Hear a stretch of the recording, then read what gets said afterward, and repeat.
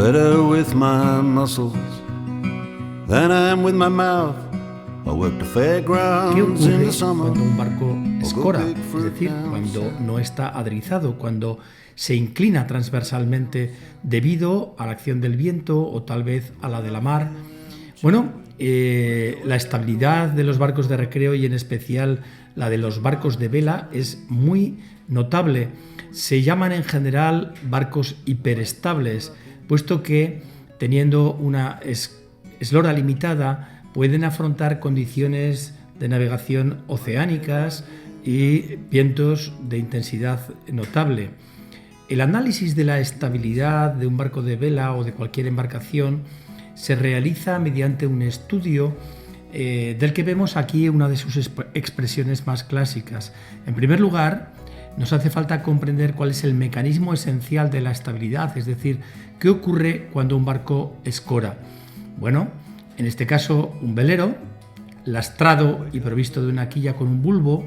tiene un centro de gravedad relativamente bajo y cuando el barco escora, el centro de carena se desplaza convenientemente de manera lateral,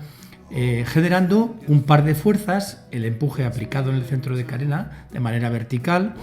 y el desplazamiento aplicado en el centro de gravedad, como es lógico. Este par de fuerzas se denomina par de adrizamiento y es el que determina la respuesta estable de un barco.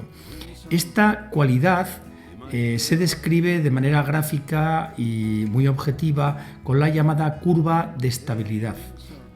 En el caso de los barcos de vela modernos, que son hiperestables, la curva de estabilidad tiende a tener este aspecto, es decir, un máximo de respuesta de la estabilidad, es decir, del par de adrizamiento en torno a los 45-50 grados de escora, un ángulo límite de estabilidad, es decir, el momento o el punto en el cual el barco tiene estabilidad nula y por lo tanto llegaría a volcar, que se sitúa en valores de escora muy altos, a veces en torno a los 110, 115, 120 grados y por supuesto una estabilidad negativa en la cual el barco queda en posición invertida. Es importante señalar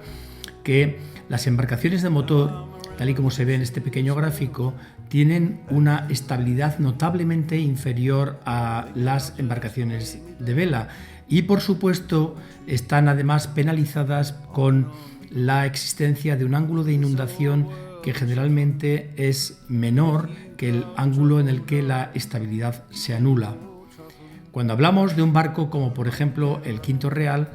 el estudio de estabilidad nos da una gran seguridad, puesto que podemos comprobar que en las escoras en las que normalmente el barco navega, en 20, 15, 25 grados como mucho, la respuesta de la estabilidad todavía puede verse incrementada notablemente si la escora aumenta, es decir, el barco se opone notablemente a que la escora aumente de manera descontrolada. Por supuesto, el ángulo límite de estabilidad se encuentra en valores muy altos, como hemos dicho, entre los 115 y los 120 grados, y a partir de este punto, como es lógico, entramos en la denominada estabilidad negativa.